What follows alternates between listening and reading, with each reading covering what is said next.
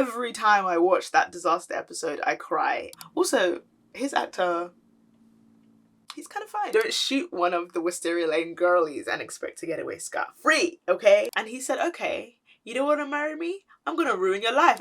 Whew. Hey, welcome back to my channel. This is going to be another one of my Desperate Housewives videos. Today we are going to get into the villains of Desperate Housewives, okay? We're going to talk about the evil ones, the cruel ones, the cunning ones, the comedy gold ones.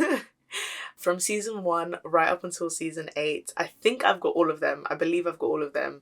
Hopefully I haven't missed any. There are a few which, in some people's opinion, might be a bit rogue to include them in this ranking, but if I think you're a villain, if I think you're a bad person, if I think I would not want to encounter you on the streets of Fairview on this channel, you're going in the villain category, and we're going to talk about you in this video. So I have made a tier list on the tier maker website that I'm sure you've seen a billion other people use on YouTube, and we are going to talk about these villains. So let's get into the video.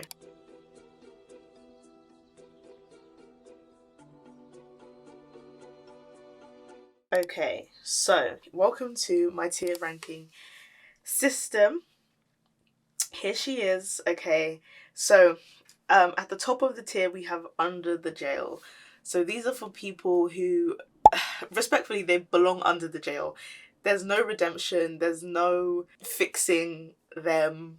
They are evil, they're mean, they're cruel. They might be crucial to the story, but they're just not good people. They're not good folk. You wouldn't want to hang around them. You wouldn't want them at the barbecue. You wouldn't want them around your kids. Okay, that's who's going in the under the jail category. Okay, then we have shaking. Shaking is like, I'm scared of you. You're blocked on everything.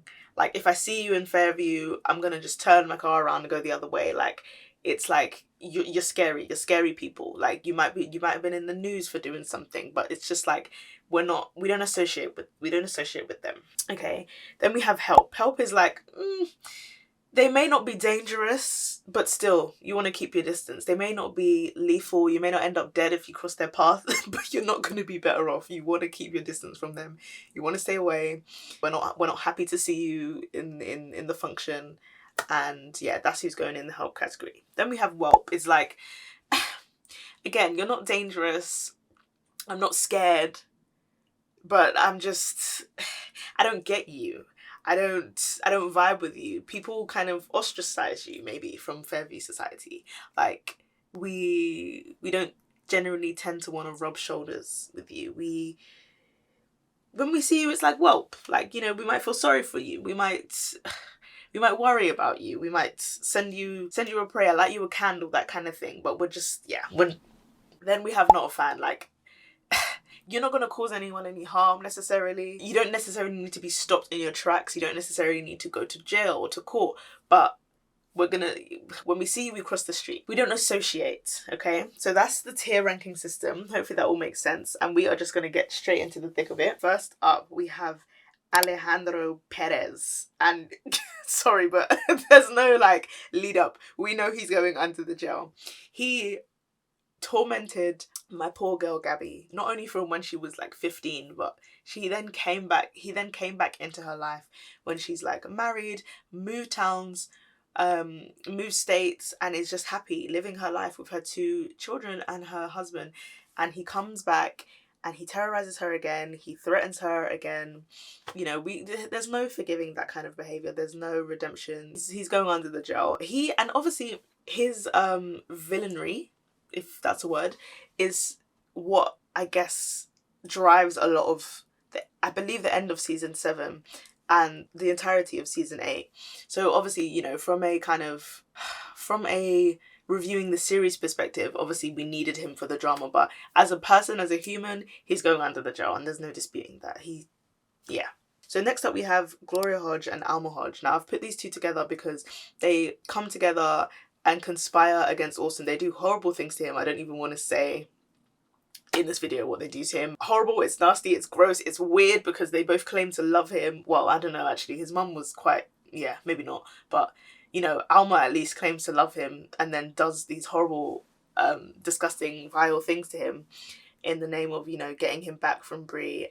Yeah, it's just not a good time. There didn't really seem to be any redeemable like qualities about either of them. So honestly, I think they're gonna have to go. I don't know, am I putting them in under the jail? I'm putting them in under the jail because actually, yeah, what they did was actually despicable. And yeah, no, they're gonna have to go under the jail. So next up we have Andrew van der Kamp. Now, you might be wondering why Andrew is in this villain category.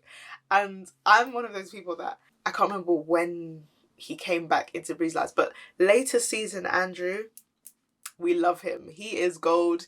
The way he protects Bree, the way he is just there. He's like there for the family, holding up the van der Kamp name. We love him. But season 1 and I believe maybe season 2, Andrew, oh my gosh, he accused Bree of so many foul things. He did a lot of things to spite her, and obviously after his dad passing, he had a lot of anger towards Bree and towards that situation, and he really took it out on Bree. And you know, Bree was not perfect in that situation either, but damn. When I was watching that part of the show, I was just thinking, to have a son like Andrew and your husband just passed away and you have to deal with this alone, my gosh, yeah, I don't know. So yeah, I'm a bit torn because obviously I love later season Andrew. I genuinely love him. Also, his actor, he's kind of fine. But anyway, that has no bearing on this. I think I'm going to put Andrew in Whelp for now. Okay, next up we have Art Shepherd. I really hate the way like art sounds in a British accent because it's supposed to be like art, like. Anyway, yeah, Art Shepherd. Honestly, I think I'm gonna probably throw him in shaking because for a while what he was accused of, it seemed that he was actually innocent of, and that was, you know, an awful thing to be accused of, and he was looking after his sister, and it was like, wow, like this guy's actually a good guy. But that last conversation he has with Lynette makes it at least appear like he has had certain desires that he has been not acting on, and now that he is free of his sister because she died, he will now act on them. And that's just horrible to think about. And again, we don't get to know enough about him to be like, oh, this is the redeemable quality, I guess, other than the fact that he was looking after his sister. But honestly, like what he was talking about doing or wanting to do, yeah, we're gonna have to put him, I think, in shaking. Yeah. So, whew. Next up we have Carolyn Bigsby. My gosh. Wow. So Carolyn Bigsby's story was that her husband, Harvey Bigsby, they had been together for a long time. She found out that he was cheating on her with a woman called Monique Polier, I think. And yeah, she literally got a gun and went on a rampage. So Harvey Bigsby owned a supermarket, and she literally took a gun and started shooting up people in the supermarket and then held everybody hostage. Every time I watch that disaster episode, I cry. Every single time I have watched it, I've cried. Because yeah, the emotion that it is able to evoke is insane. I think she acted the crazy kind of like, you know, pearl-laden villain really well. Yeah, it was just a crazy time. She did end up killing Nora. I don't know if anyone else died that day, but yeah, just terrifying a lot of people. She shot Lynette in the arm. You don't shoot one of the Wisteria Lane girlies and expect to get away scot-free, okay? We are not really a fan of her. She is dangerous. She is scary. I'm probably gonna put her in shaking. Can I put her like above Art? Is that a thing? Yeah, okay. Oh, David Dash. I'm not even gonna like, first of all, I'm gonna put him where he belongs, okay? Oh wow. When you talk about TV villains, when you talk about pure evil, when you talk about tormented character, when you talk about troubled past, David Williams is the epitome of that, okay? And also, I just want to say, his actor, I don't know his actor's name, absolutely phenomenal work. The entirety of season 5, you're just like, it's his eyes, it's his demeanor, the way he would walk, like his expressions, his just the tension that you felt the entirety of the season. Like phenomenal acting, no notes whatsoever. a true criminal, a true villain. I think it's really sad because obviously when you look at David Dash's character, you can see so much pain, so much anguish, and you can resonate with certain aspects of it. But my gosh, the lengths that this guy was going to go to, or did go to, setting fire to the Warren Shilling's nightclub. At one point, he was like walking towards MJ on Wisteria Lane with a gun in hand. He had a whole intricate plan as to how he was going to kill Mike and Susan and MJ Delfino, okay? It was crazy. He was violent. He was so intelligent as a criminal as well. He started the whole garage band literally just to get closer to Mike so that he could invite him to this fishing trip where he was going to kill them. He even tormented like Karen McCluskey. Like, yeah, in terms of like neighborhood villain, I think David Dash's impact on different people's lives in the neighborhood. He was going to kill MJ. He was going to kill Susan. He was going to kill Mike. Then he was like, I might hurt Jackson. I'm going to lock him in the bathroom at the nightclub after I set it on fire. I'm going to set the nightclub on fire. I'm going to go back in to rescue Mike and whisper in his ear, I'm not done with you yet, so you can't die. Huh? I'm going to torment Karen McCluskey. And then poor Edie, it's just... I guess we never really know whether when he met Edie, he was pursuing Edie because she lived on the lane or it was just a coincidence. I don't think they necessarily told us that. But, you know, it's quite sad for Edie because she was actually in love with this guy. She married this guy and then it turned out actually he is only on this lane because he wants to murder half your neighborhood. When I was thinking about doing a villain video, he was like the number one person I was like ready to talk about. So yeah, he is definitely going under the jail. Oh, he's going under the jail. Sorry. Okay.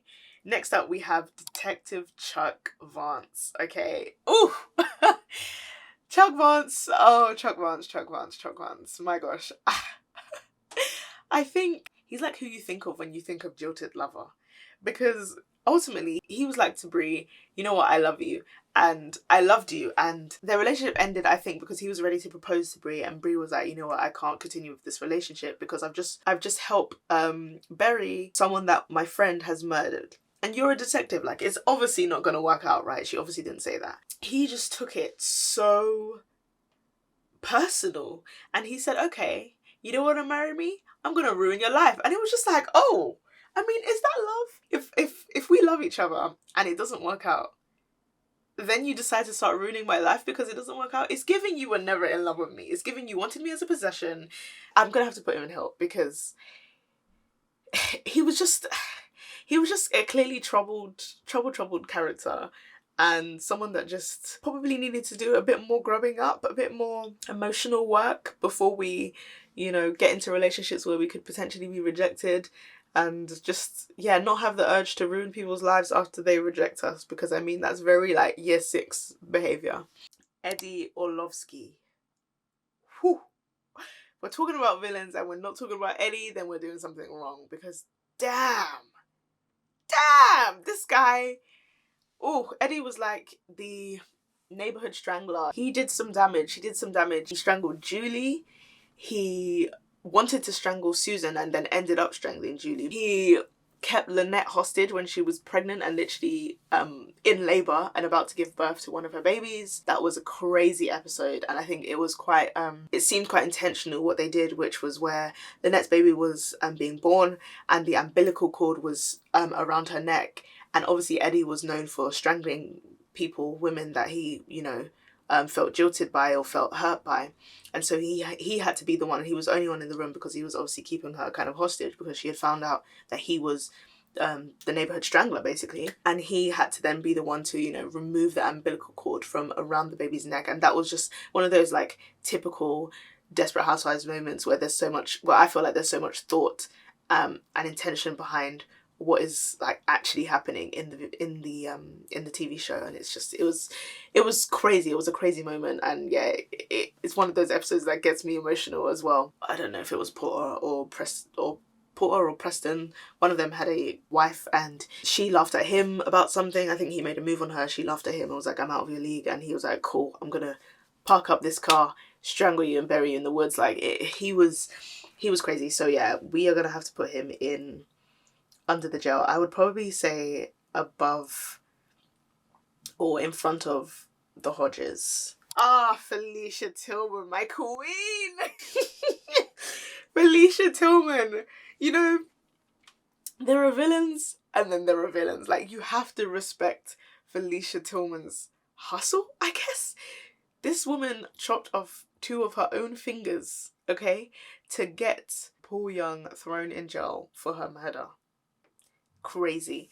From season 1, when she came in and was like, I already know my sister's dead. I'm going to find out what happened to her and I'm going to get her justice. She did not stop until later seasons. I don't know if it was season 8 or season 7 or one of those, but she did not stop. And I feel like we have to respect that. And the thing about her was that her one-liners, hilarious. She was so funny. Remember the time she gave Edie dentures? She gave Edie Martha Huber's dentures at her engagement party to Karl. Why? Like, yeah, she was dedicated, absolutely dedicated to getting justice for her sister. And of course she did some horrible, horrible, horrible things to Paul Young. But yeah, I'm gonna have to probably put her in shaking. She was a woman, a force to be reckoned with as a villain. Like, we have to respect it. She was doing her villain thing. George Williams.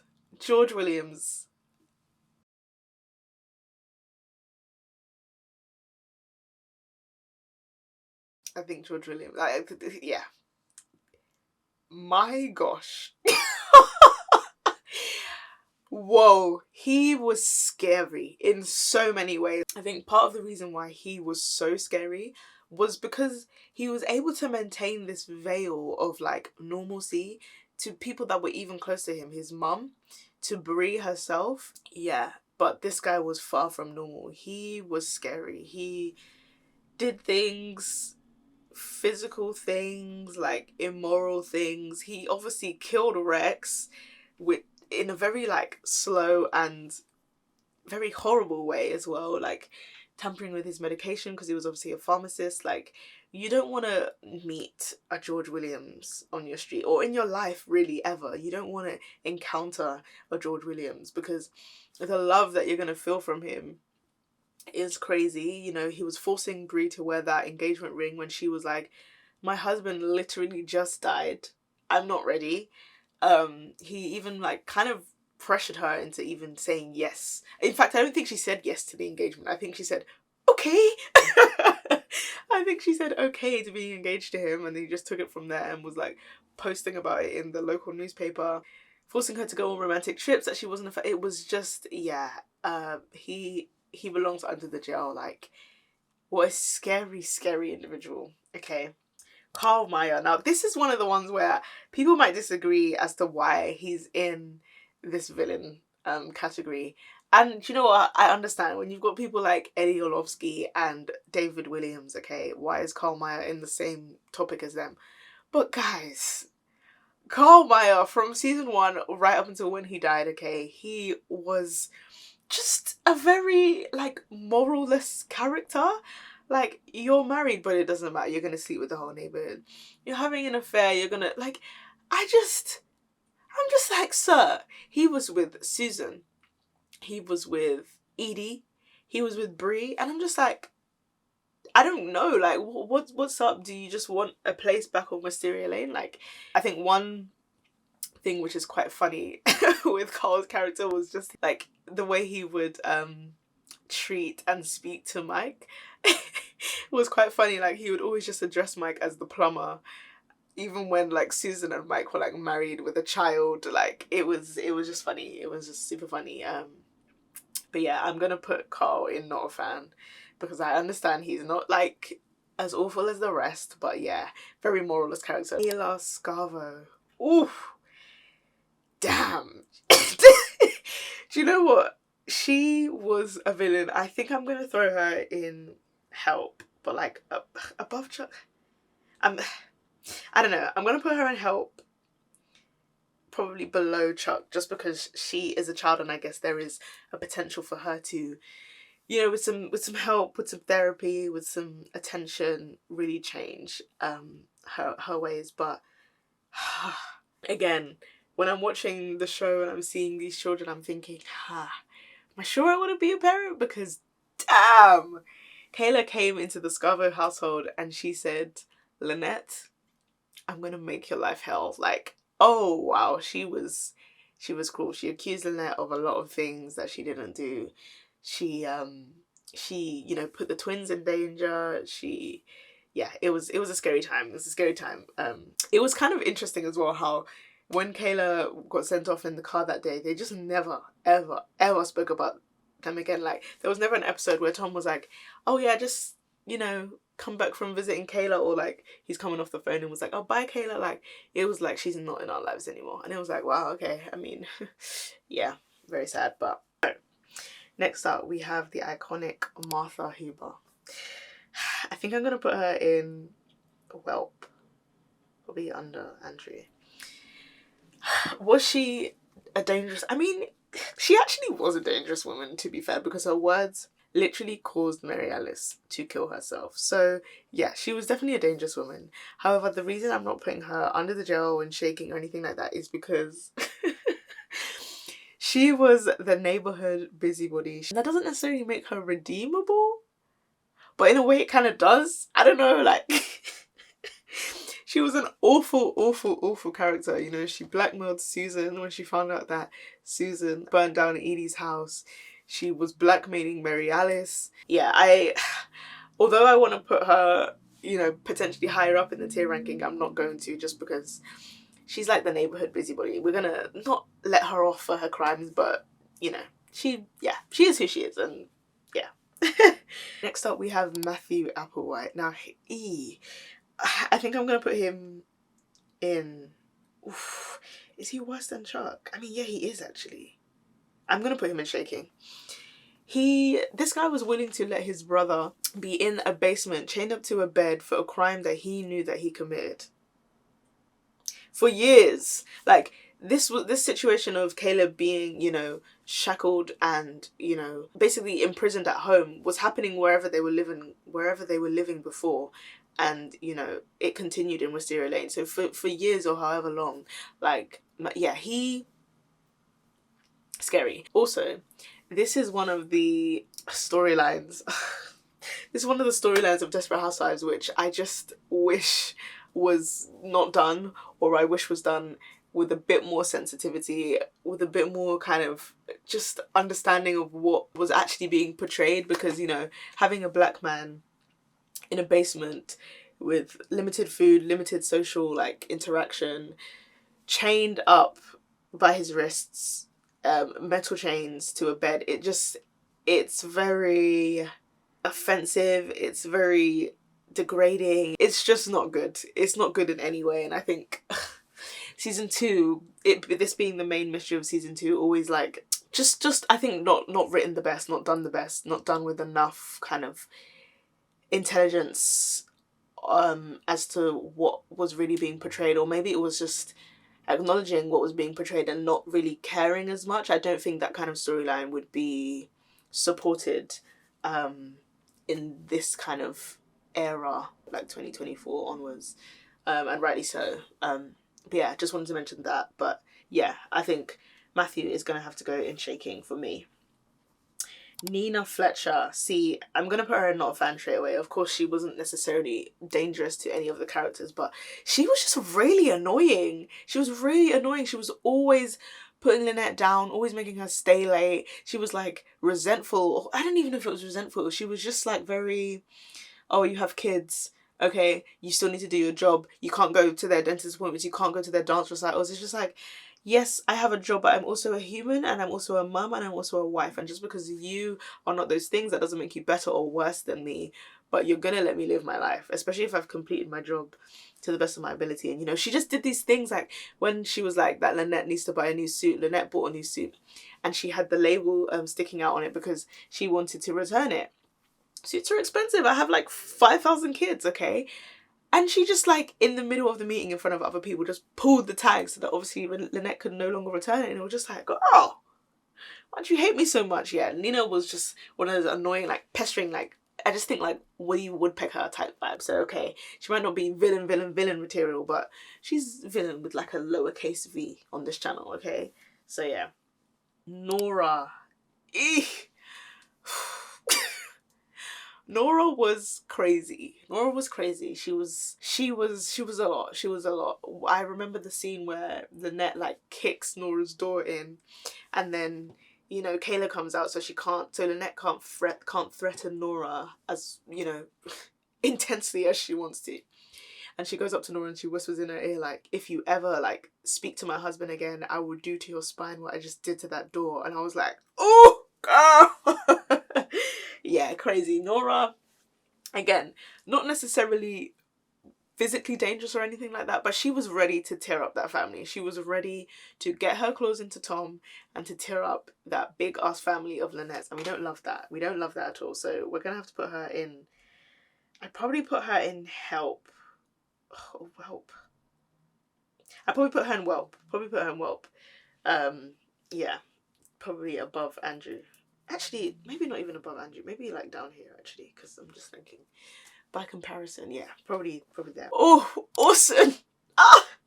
I'm so tormented on this one. I'm so tormented on this one because do you know what? I feel like when Orson and Bree were like in love and they were, you know, doing things like covering up Bree's pregnancy and things like that, Orson was the best husband for Bree. You cannot tell me different. He supported her in everything, and he supported her rights and he supported her wrongs, except for the time where he found out that she knew about Andrew running over Juanita Solis. He was like, I'm out.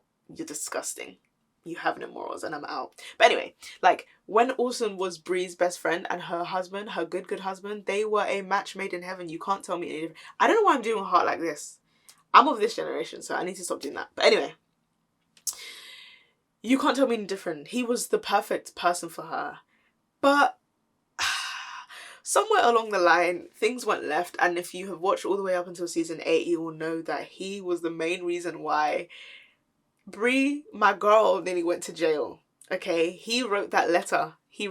And said, I'm turning you in, bitch.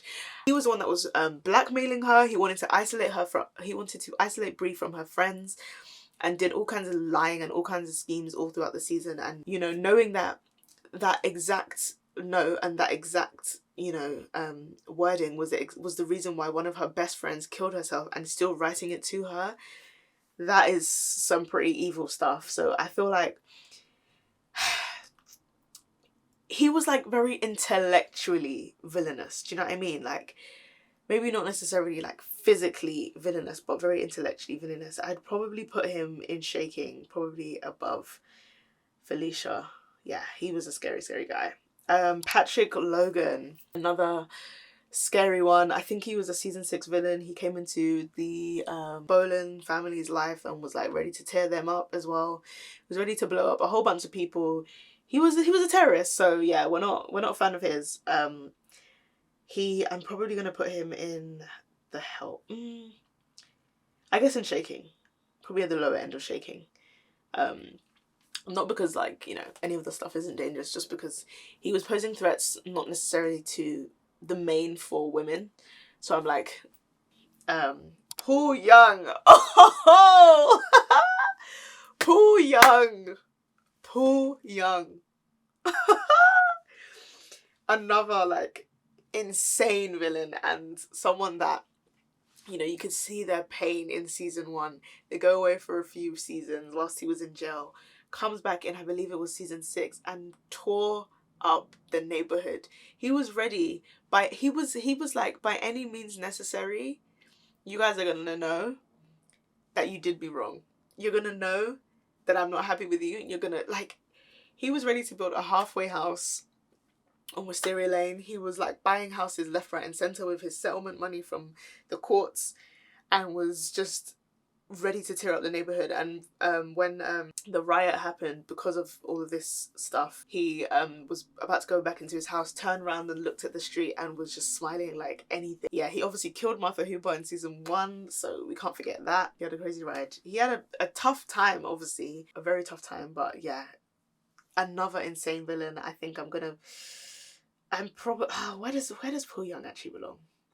I'm like, is he worse than Orson? I guess he is. Yeah, I guess he is. He's probably gonna have to go here. No. He's worse than Alma. I'm gonna put him here. Okay, Sister Mary Bernard. Oh, girl.